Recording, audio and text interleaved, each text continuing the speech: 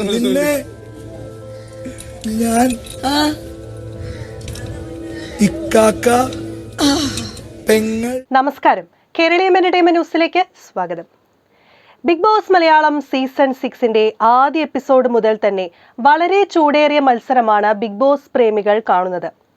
ഇക്കുറി TV അവതാരകനും ഗായകനുമായ രതീഷ് കുമാറിനെ കേന്ദ്രീകരിച്ചാണ് എപ്പിസോഡുകൾ ഇതുവരെ മുന്നോട്ട് പോയത്. കഴിഞ്ഞ ദിവസം രതീഷ് ഷോ ക്വിറ്റ് ചെയ്ത് പോവുകയാണെന്ന് പറഞ്ഞ ബാഗുമായി പ്രധാന വാതിലിന്റെ സമീപം മണിക്കൂറുകളോളം നിന്നതും പിന്നീട് ബിഗ് ബോസ് അടക്കം മൈൻഡ് ചെയ്യാതായതോടെ തിരികെ വീട്ടിലേക്ക് കയറി വന്നതിന്റെ വീഡിയോയുമെല്ലാം വൈറലായിരുന്നു. ബിഗ് ബോസ് 6ാം സീസണിലെ കോമാളി, ചൊറിയൻ എന്നൊക്കെയുള്ള വിശേഷണങ്ങൾ രതീഷ് കുമാറിന് ഇതിനോടകം തന്നെ വീണ് കഴിഞ്ഞു. ഹൗസിലെ മറ്റ് 18 മത്സരാർത്ഥികളും ഇപ്പോൾ രതീഷിനെതിരെ തിരിഞ്ഞിരിക്കുകയാണ്. ജാൻമണി കെട്ടിപ്പിടിച്ചുവെന്ന് പറഞ്ഞ് രതീഷ് ഹൗസിൽ സൃഷ്ടിച്ച പുകിലിന്റെ പേരിൽ സോഷ്യൽ മീഡിയയിൽ പ്രതിഷേധവും താരത്തിനെതിരെ കുറിപ്പുകളും പ്രത്യക്ഷപ്പെടുന്നുണ്ട്. രതീഷ് ഹൗസിലെ മറ്റ് 18 മത്സരാർത്ഥികളുമായും ഈ ചുരുങ്ങിയ സമയത്തിനുള്ളിൽ തന്നെ വഴക്കുണ്ടാക്കി കഴിഞ്ഞു.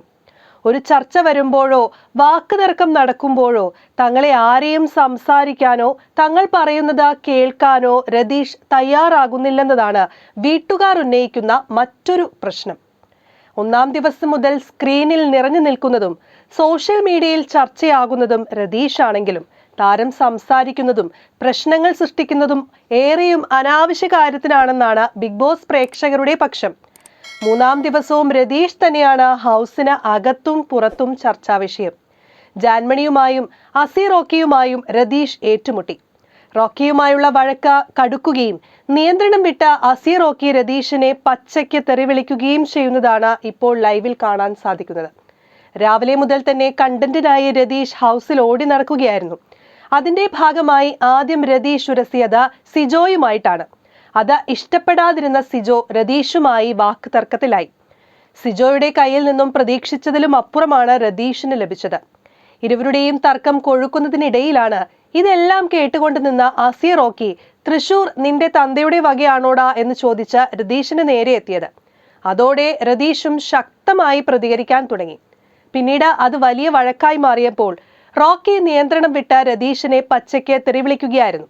നിന്റെ ചെവിക്കൽ അടിച്ച് ഞാൻ പൊട്ടിക്കുമെന്നുള്ള ഡയലോഗും രതീഷിനോട് റോക്കി പറയുന്നു.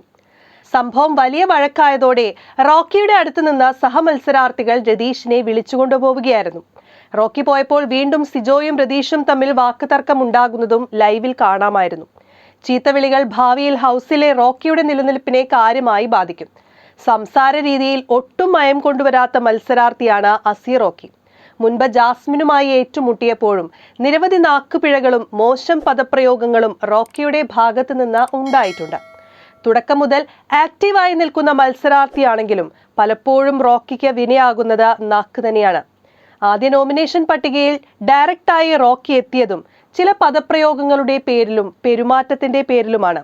അസി റോക്കിയും രതീഷും സിജോയുമെല്ലാം ഈ ആഴ്ചയിലെ നോമിനേഷനിലുണ്ട്. Entertainment desk, Keraleeyam.